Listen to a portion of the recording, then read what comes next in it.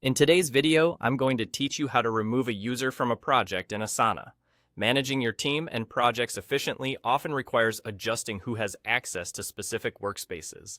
And today, we'll guide you through the simple steps to do just that. Let's dive right in and ensure you can manage your project team with ease.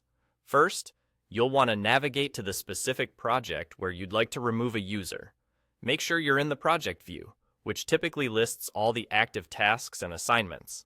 This is your main hub for the project, showing you everything at a glance, and it's where you'll initiate the removal process.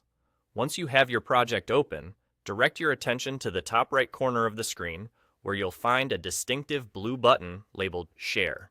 This button is crucial. It's your gateway to managing who has access to your project.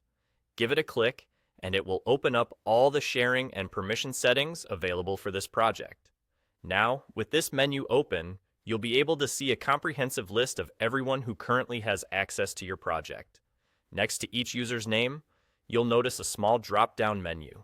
This drop-down indicates their permission level within the project, whether they're an editor, commenter, or have full administrative rights. Focus now on the user you wish to remove. Click on that drop-down menu next to their name. You'll be presented with several options regarding their access and roles. From this list, you'll want to select the option that says Remove from Project. By selecting this, you are effectively stripping away their access to the project. It's a straightforward action, but crucially important for managing your team's workflow and protecting sensitive project information. And there you have it. That's all there is to it.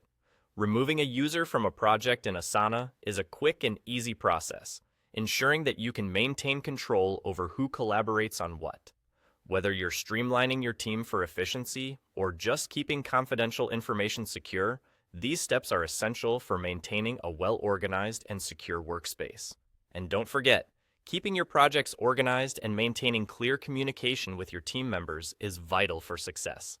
Make sure your project access lists are always up to date and reflect the current needs of your team and work objectives.